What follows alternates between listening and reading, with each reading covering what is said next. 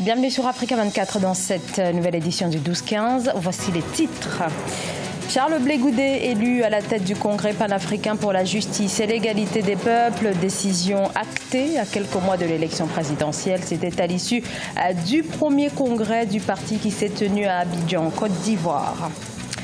Au Togo, les autorités décidaient à remettre de l'ordre sur les routes dans le pays et à compter du 20 septembre, ces contrôles renforcés à l'égard des motocyclistes qui doivent désormais disposer obligatoirement du permis A. Mobilisation pour la protection des animaux en voie d'extinction.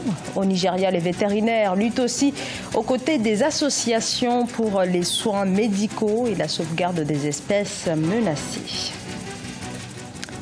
Le COJEP a tenu ses 17 et 18 août son premier congrès. Durant ces 2 jours, l'ex-leader des Jeunes Patriotes de Côte d'Ivoire, Charles Blé Goudé, s'est adressé à ses partisans par vidéoconférence depuis La Haye, où il est toujours astreint à résidence malgré son acquittement à quelques mois de l'élection présidentielle ivoirienne. Bien qu'il indique que toute décision interviendra en 2020, l'ancien ministre de Laurent Gbagbo a livré son rêve et ses ambitions aux militants du parti. Reportage de notre correspondant Olivier Diacotan. Le fondateur du Congrès panafricain pour la justice et l'égalité des peuples, l'ex-ministre de Laurent Gbagbo, Charles Blé Goudé, s'est adressé aux militants de son parti lors de la double cérémonie marquant le 18e anniversaire et le premier congrès ordinaire du parti. Une intervention par vidéoconférence depuis La Haye qui sonne comme un discours-programme pour la conquête du pouvoir. C'est la pauvreté. C'est le chômage des jeunes. C'est notre école qui se meurt. C'est les produits agricoles de nos parents qui sont sous-payés. Voilà notre ennemi. Notre ennemi qui crée le désespoir. Réconciliation nationale, réforme de la commission électorale indépendante, retour de l'ancien président Laurent Gbagbo et de lui-même Blé Goudé, l'unité de l'opposition ivoirienne sont entre autres les sujets sociopolitiques abordés par le leader du COJEP. Nos aînés n'ont pas le droit de nous léguer la guerre. Je lance un appel au gouvernement ivoirien. Créons les conditions d'une élection qui ne puisse plus créer encore de conflits. Rien n'est géré, rien n'est bouclé. Tout est dynamique. En rappel, le premier congrès ordinaire du Congrès panafricain pour la justice et l'égalité des peuples s'est tenu du 17 au 18 août 2019 à Abidjan sous le thème « Quel COJEP pour une Côte d'Ivoire libre et démocratique ». Le COJEP organisera même son prochain meeting en septembre 2019 à Abidjan. Le procès de l'ancien président soudanais s'est ouvert ce lundi. Omar El-Béchir est arrivé ce lundi matin devant le tribunal de Khartoum où il doit être jugé pour corruption. Il s'est présenté escorté par un important convoi militaire. Omar El-Béchir, arrivé au pouvoir en 1989, est déposé par l'armée le 11 avril 2019 et détenu dans une prison de Khartoum. Il doit répondre d'accusations portant sur une possession de devises étrangères, de corruption et de trafic d'influence. Le président destitué après 30 ans de règne aurait notamment reçu 90 millions de dollars en liquide de la part de l'Arabie saoudite. Avec une croissance de 7,5% par an, le Rwanda fait figure de modèle économique sur le continent africain. Une croissance forte, mais encore loin d'être inclusive. Une bonne partie des Rwandais vit sous le seuil de pauvreté. Près de 20% même sont à des degrés différents concernés par l'insécurité alimentaire. Le gouvernement se dit engagé sur la question. Reportage notre correspondant Fraternunda Kaisenga.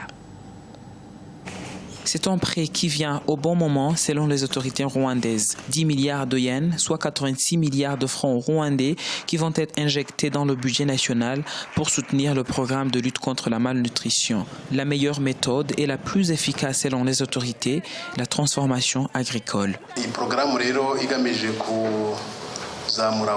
Nous avons lancé le programme de transformation agricole afin d'améliorer la nutrition il y a quelques années. Beaucoup d'institutions gouvernementales sont entièrement dédiées à cela et nous remercions nos partenaires de s'associer avec nous dans cette lutte et de nous faire confiance. Avec ce prêt, un accent particulier sera mis dans la lutte contre les retards de croissance chez les enfants. La somme est un prêt concessionnel sur une période de 40 ans et un délai de grâce sur 10 ans à un taux d'intérêt de 0,01%. Dans un pays où 37% des enfants de moins de 5 ans connaissent des retards de croissance, il faut tout faire pour réduire ce nombre qui ne fait pas la fierté du pays des 1000 collines selon les responsables. Même si on parle de la lutte contre les retards de croissance chez les enfants, nous, en tant que ministère, nous regardons une plus grande image. En général, les Rwandais ne sont pas encore au niveau satisfaisant de sécurité alimentaire. Donc, ce que nous allons faire de ce prêt va nous aider en tant que pays de relever notre niveau.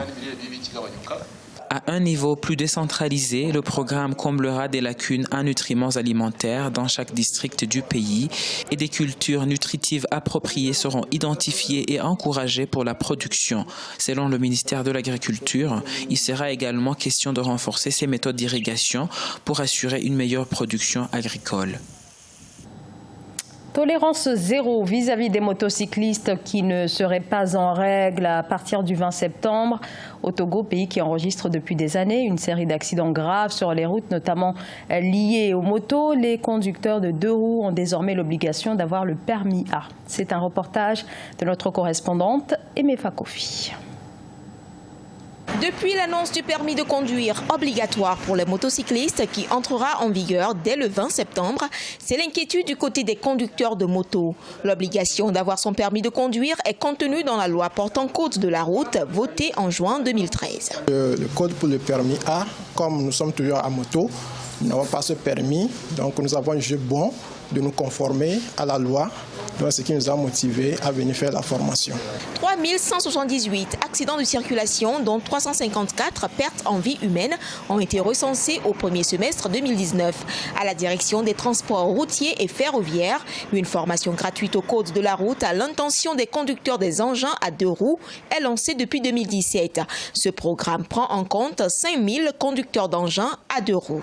Pratiquement à chaque examen, il y a au moins 2500 candidats qui viennent s'inscrire pour passer les permis de conduire.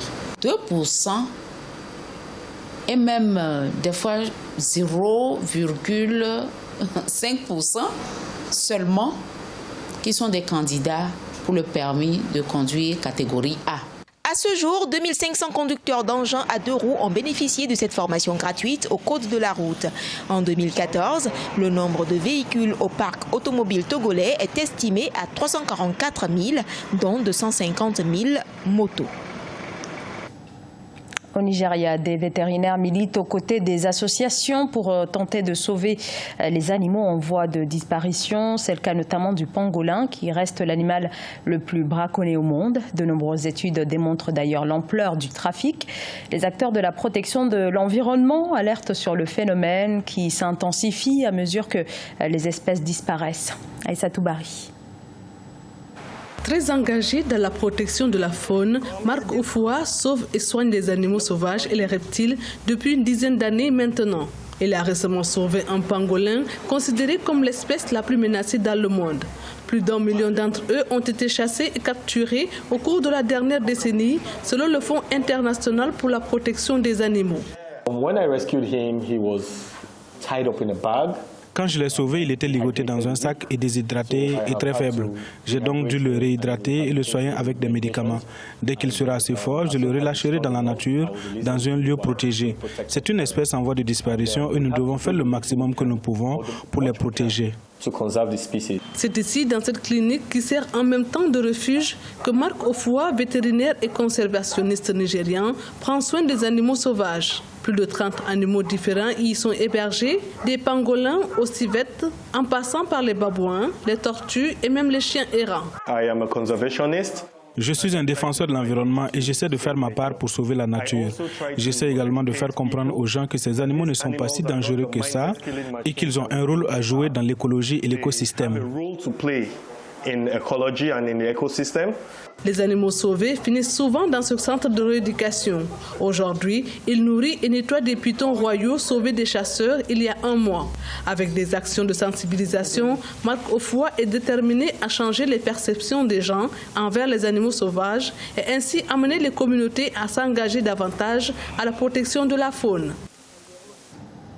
Un mot sur les Jeux africains. Le coup d'envoi a été donné ce lundi pour cette 12e édition qui va se poursuivre jusqu'au 31 août au Maroc, principalement dans la capitale Rabat. Au menu cette année, 26 sports, 29 disciplines, avec la possibilité pour certains de se qualifier pour les Jeux olympiques qui se tiendront à Tokyo, au Japon, en 2020. Ce journal a été réalisé par l'ensemble de la rédaction. Merci de votre fidélité. Dans un instant, une nouvelle édition de l'actualité sur Africa 24.